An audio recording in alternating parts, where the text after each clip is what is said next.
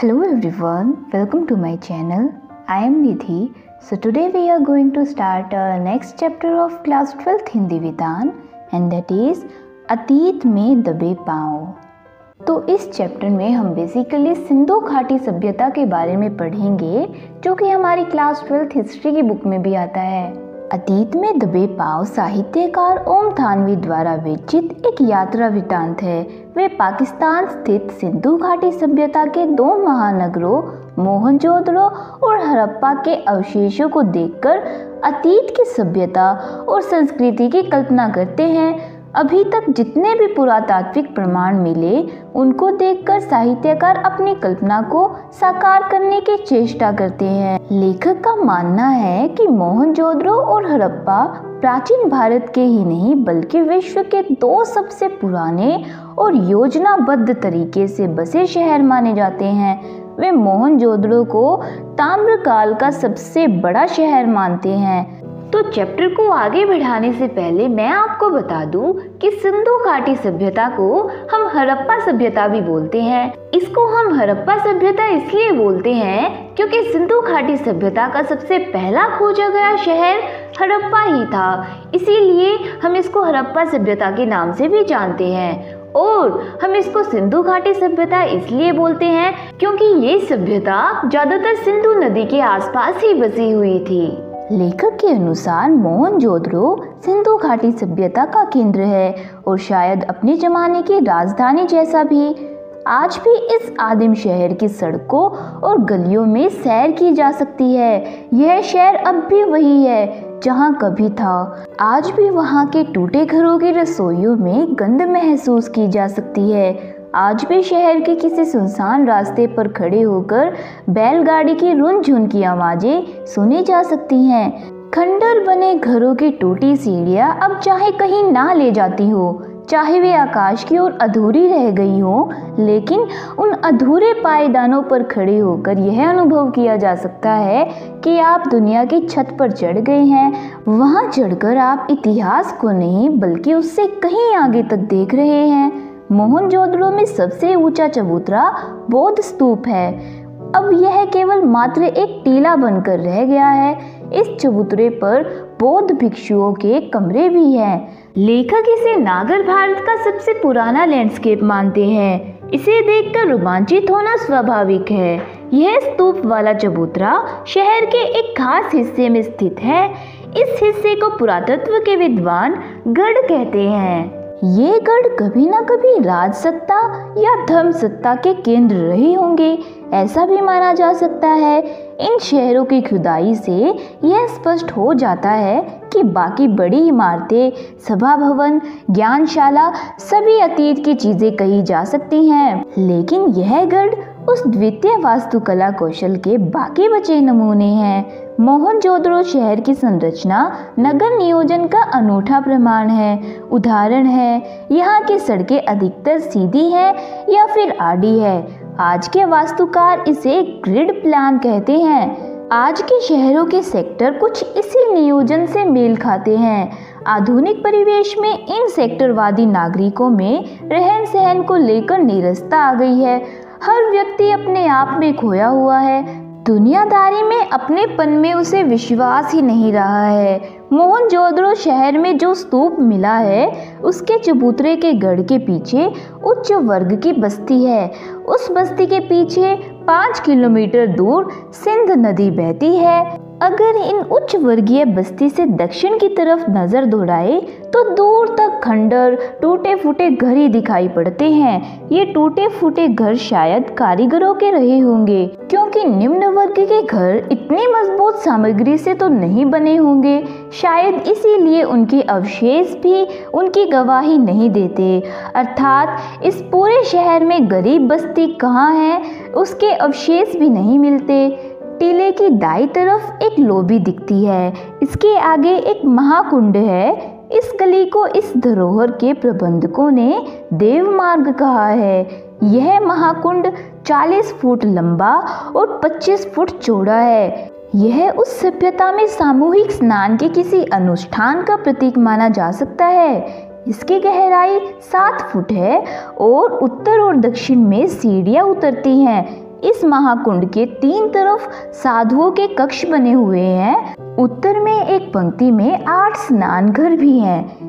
यह वास्तुकला का एक नमूना ही कहा जाएगा, क्योंकि इन सभी स्नान घरों के मुंह एक दूसरे के सामने नहीं खुलते। कुंड के तल में पक्की ईंटों का जमाव है ताकि कुंड का पानी रिस ना सके और अशुद्ध पानी कुंड में न आ सके। कुंड में पानी भरने के लिए पास ही में एक कुआं भी है और पानी बाहर निकालने के लिए नालियां भी बनी हुई है। ये नालियां पक्की ईंटों से बनी हुई है और ईंटों से ढकी भी हुई हैं। पुरातात्विक वैज्ञानिकों का मानना है कि पानी की निकासी का ऐसा सुव्यवस्थित बंदोबस्त इससे पहले इतिहास में दूसरा नहीं है। महाकुंड के उत्तर पूर्व में एक बहुत लंबी इमारत के खंडर बिखरे पड़े हैं। इस इमारत के बीचों बीच एक खुला आंगन है। इसके 3 तरफ बरामदे हैं। ऐसा अनुमान लगाया जा सकता है कि इसके साथ कभी छोटे छोटे कमरे भी होंगे। ये कमरे और बरामदे धार्मिक अनुष्ठानों में ज्ञानशालाओं का काम देते होंगे। इस दृष्टि से देखें तो इस इमारत को एक धार्मिक महाविद्यालय भी कहा जा सकता है। गढ़ से थोड़ा आगे कुछ छोटे टीलों पर बस्तियां हैं। इन बस्तियों को नीचा नगर कहकर पुकारा जाता है। पूर्व में बसी बस्ती अमीरों की बस्ती है। आधुनिक युग में अमीरों की बस्ती पश्चिम में मानी जाती है, यानी कि बड़े बड़े घर, चौड़ी सड़कें, ज्यादा कुएं। लेकिन मोहनजोदड़ो में ये सब उल्टा था। शहर के बीचों बीच एक 33 फुट चौड़ी लंबी सड़क है। मोहनजोदड़ो में बैलगाड़ी होने के प्रमाण मिले हैं। शायद इस सड़क पर 2 बैलगाड़ियां एक साथ आसानी से आ जा सकती हैं। यह सड़क बाजार तक जाती है। इस सड़क के दोनों ओर घर बसे हुए हैं, लेकिन इन घरों की पीठ सड़कों से सटी हुई है। कोई भी घर सड़क पर नहीं खुलता। किसी भी घर का दरवाजा सड़क की ओर नहीं खुलता था। लेखक के अनुसार दिलचस्प संयोग है कि चंडीगढ़ में ठीक यही शैली 50 साल पहले लू कॉर्बुज़िएर ने इस्तेमाल की। चंडीगढ़ का कोई घर सड़क की तरफ नहीं खुलता।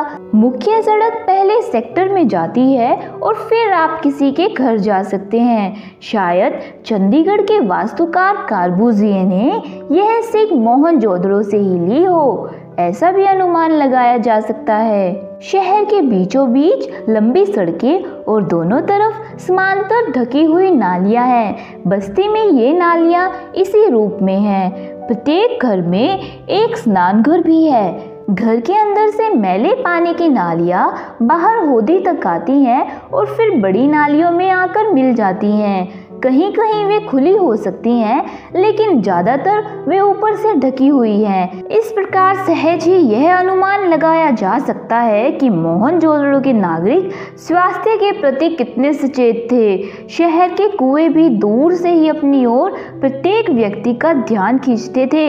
ये कुएं पक्की ईंटों से बने हुए हैं। पुरातत्व विद्वानों के अनुसार केवल मोहनजोदड़ो में ही 700 के लगभग कुएं हैं। इतिहासकार ऐसा मानते हैं कि सिंधु घाटी की सभ्यता संसार में पहली ज्ञात संस्कृति है जो कुएं खोदकर भूजल तक पहुंची। लेखक यह भी प्रश्न उठाते हैं कि नदी, कुएं, कुंड, स्नानघर और बेजोड़ पानी निकासी को देखकर क्या हम सिंधु घाटी की सभ्यता को जल संस्कृति भी कह सकते हैं? मोहनजोदड़ो की बड़ी बस्ती में घरों की दीवारें ऊंची और मोटी है। मोटी दीवारों को देखकर यह अर्थ लगाया जा सकता है कि यहाँ के घर 2 मंजिल वाले होंगे।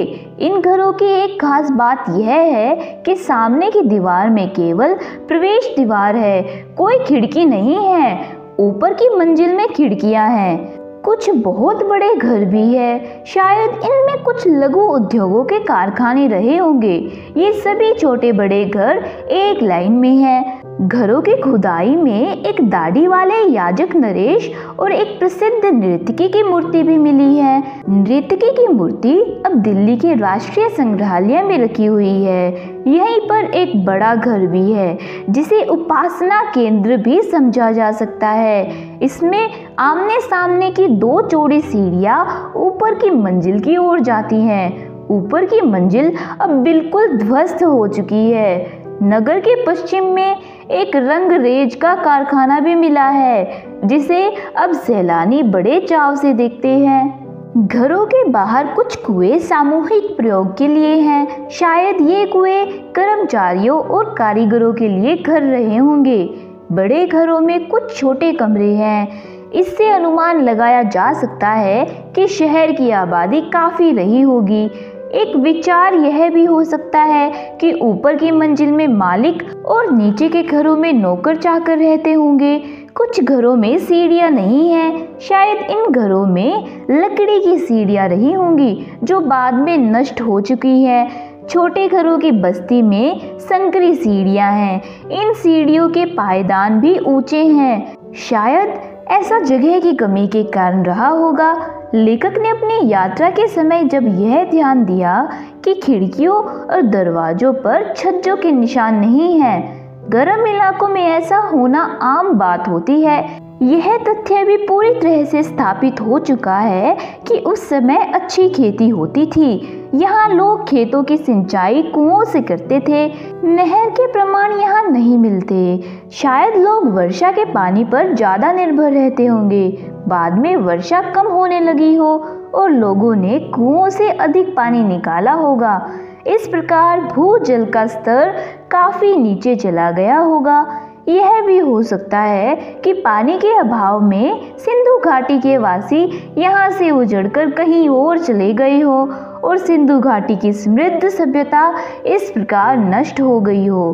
लेखक के इस अनुमान से इनकारा नहीं जा सकता। मोहनजोदड़ो के घरों और गलियों को देखकर तो अपने राजस्थान का भी ख्याल हो आया। राजस्थान और सिंध गुजरात की दृश्यावली एक सी है। मोहनजोदड़ो के घरों में टहलते हुए जैसलमेर के मुहाने पर बसे पीले पत्थरों के खूबसूरत गांव की याद लेखक के जहन में ताज़ा हो आई। इस खूबसूरत गांव में हरदम गर्मी का माहौल व्याप्त है। गांव में घर तो है, लेकिन घरों में लोग नहीं हैं। कहा जाता है कि कोई 150 साल पहले राजा के साथ तकरार को लेकर इस गांव के स्वाभिमानी नागरिक रातों रात अपना घर बार छोड़कर चले गए थे।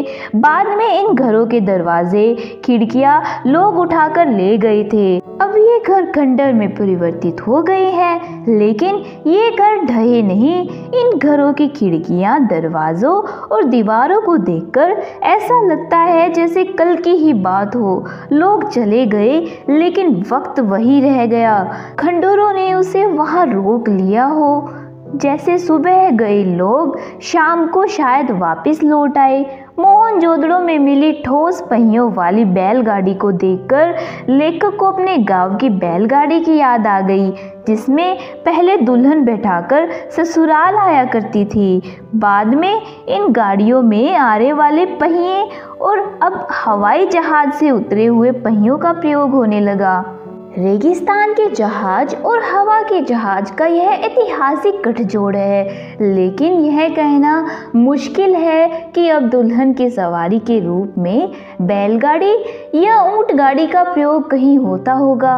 लेखक के मेजबान ने उन्हें मोहनजोदड़ो के अजायब घर में भी घुमाया।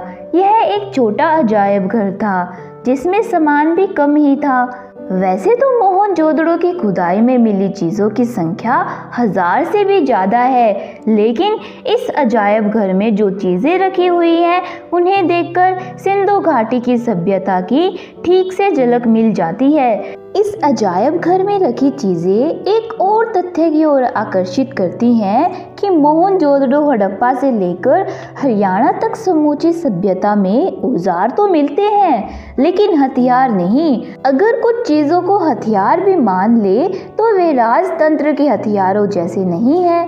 अनुमान लगाया जा सकता है कि यहाँ अनुशासन तो जरूर था, लेकिन ताकत के बल पर नहीं। मोहनजोदड़ो सिंधु घाटी सभ्यता का जितना बड़ा शहर है, उतना ही साधनों और व्यवस्थाओं से समृद्ध भी है। सिंधु घाटी सभ्यता से जुड़े लोगों को कला, वास्तुकला और नगर नियोजन की संपूर्ण जानकारी थी।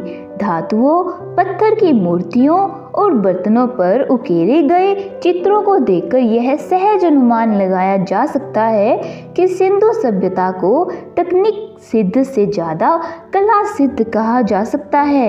एक पुरातात्विता के अनुसार सिंधु घाटी की सभ्यता की खूबी उसका सौंदर्य बोध है, जो राज पोषित या धन पोषित न होकर समाज पोषित था। अजायब घर में रखी बहुत सारी सुइयों से यह भी अनुमान हो जाता है कि बारीक कशीदेकारी के काम आती होंगी।